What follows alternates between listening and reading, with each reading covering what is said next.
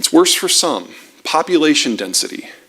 If you're in the top left, bottom right, those three quadrants are net exporters of raw materials, of food, and of energy. The top right one is the only one that's a net importer. In fact, the net importer is just this circle. Anyone notice a country in there that we've had some concerns about? China is the country most dependent on a peaceful, globalized trading system that can no longer be maintained. So whether it's because of the Russian war, COVID, a food crisis, a trade dispute, or the inevitable end of global trading access, this story stops. And that's not even the top reason we should expect it to stop. I've got that coming up soon. All right, back to energy. This is total investment from all sources, all corporate, all government, into all oil and all natural gas globally. Back in 2014, a story started circulating in Wall Street, in Paris, in Japan, that fossil fuels are done. You've heard this story. I think that's what the next panel is going to talk about. No pressure. If we're going to be done with fossil fuels between 2030 and 2040, if that's where we're headed, and it takes 3 to 8 years to even get first output from a conventional oil and natural gas field, and then another 5 to 15 years to break even, why would you pour your money into that? Now, there are a series of logical flaws with that freight train argument, but it took hold, and investment into the space plummeted by 2/3 over the next 7 years. 3 to 8 years to bring a project online. So if we double or triple investment in the space today, you should not expect a supply effect to hit the markets before 2025. So where we are right now, 2025, that's as good as it gets. Okay? Now, what is true for the global average is not true for each individual piece. I love this graphic sequence. I like to call this the checkbook map, because every dot is someone who has paid their power bill. You guys love the checkbooks, right? Yeah. Here are the world's conventional and oil and natural gas basins. A lot of the anger and angst and stress of the last 75 years has been about getting the energy from where it's produced to where people actually live and consume it. I'm going to give you another click and show you where the world's commercially viable shale deposits are. Watch North America. And some of those lighter ones are just ones that haven't had the exploration work, so we just don't know yet. There used to be a lot more pink on this graphic, but in 10 years, lots of people have poked at their shale and discovered it's just not all that, except here. There are a dozen reasons why US shale is fundamentally different from global energy. At least at this moment, this is the most important one. We produce it where we live, and no one else can.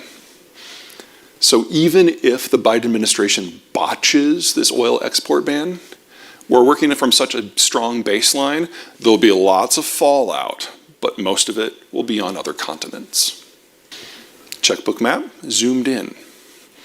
Here is the most important concentration of checkbooks in human history. It's Marshalltown, Iowa. This is where I am from. Bismarck, North Dakota. Should you find yourself in Bismarck and you need a good meal, you're in the wrong city. And this is not a frat party. Western North Dakota, population 8? 9? 10. 10, okay. It's not lit up because everybody's afraid of the dark. It's lit up because of a problem with transport. Oil is a liquid. It conforms to the shape of the container. You can put in a rail car or a tanker truck or whatever. But natural gas disperses. And so much is bubbling up as a byproduct from the shale oil fields that they have to flare it until they can build out the infrastructure to gather it. That takes 3 to 15 months based on where you are. You can see the flares from space. You'll see the same thing in the Permian and the same thing in the Eagle Ford.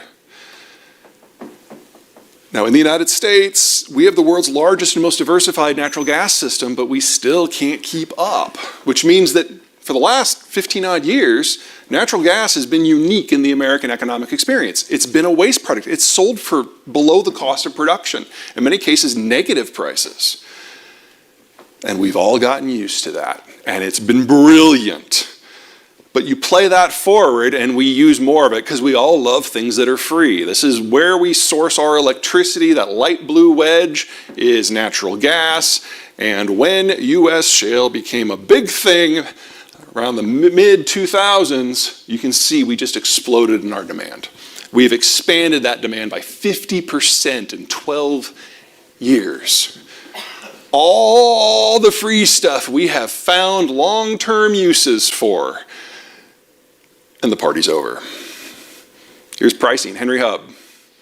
Everyone on the Gulf Coast, of course, knows what these are, hurricanes. Storm comes through, you have to shut down production. Storm goes by, you send your crews back out, you spend months repairing the damage until you get it all back online.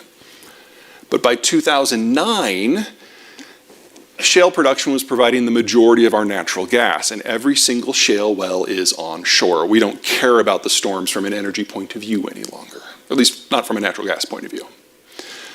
And there's that long stretch of $2 to $3 gas that we all thought was beautiful. Texans, of course, know what this spike is. That's last January when Texas got cold. It got down to 27. Oh. And this is what we're all about right now. 9-ish. Now, we have only now gotten back to the 50-year average for natural gas prices in the United States. And we're like, oh my God, it's the end of the world. You guys want to see what the Europeans and the Asians are about? They've lost their baseload supplier. They're replacing it with marginal suppliers. This does not yet represent shortages. That's coming. Almost all metals processing and fertilizer fabrication in Europe has shut down at this point. Industry will shut down for the rest over the next 6 months probably. Natural gas is the primary input into nitrogen-based fertilizers. Europeans used to be the world's largest suppliers. They've just disappeared from the market completely. We have lost access to all three fertilizer types globally. Now in the United States, we get our potash from Canada. I don't have a lot of good things to say about Canada, but I'll say that. We are the world's largest supplier. I was there for 2 weeks. They kicked me out. Natural gas, we're the world's largest supplier. And even with at 9, we're the world's lowest cost producer. So we're fine on nitrogen. And phosphate, we primarily source within North America, and we get the balance from like Morocco and Israel, countries that I think are going to be broadly okay. We're okay here. Most of the rest of the world is not. Now, the question is, where's our new price band? If it's not going to be between 2 or 3, is 9 our new normal? Is it going higher? I think neither. Here's where we get our shale gas. Now those bottom two, the blue and the orange, that's the Marcellus and the Utica. Those are plays that we go after specifically for the gas because it's situated between Chicago and New York City. And so they don't have too far to send it. Natural gas is what they need. That's what they produce on purpose. The next 3 are the Permian, the Eagle Ford, and the Bakken. Places where we're primarily after the oil. But I mean, check out the gray, that's the Permian. See how much that's expanded? And no one's drilling there for gas on purpose. That's byproduct. Everything above this arrow, though, are shale plays from the original phase. I mean, get in your way back machine and go back to like 2005 when shale was a gas thing, not an oil thing. Those are the fields that broke the revolution. But then we figured out how to transform the technologies to go after liquids as opposed to gases. And we now have the shale revolution in its current form. What started last November is the shale guys are going back to the fields where it all started, places that haven't had a lot of attention in 10 years. Because when natural gas is at 2, no one's going after natural gas on purpose. But at 9, they will. And we're now taking the oil technologies and back applying them to gas. And you should expect everything in that top third to explode. In fact, it's already increasing pretty dramatically. But it takes a little time. One more reason why the US shale is different. It's not 3 to 8 years to bring it online. It's 3 to 8 weeks. Or that's what it was back in 2019 before we had the everything in shortage economy.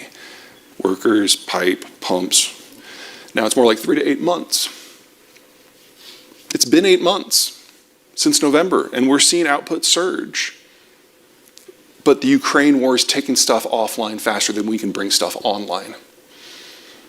Another reason to expect the Biden administration to move on export bans.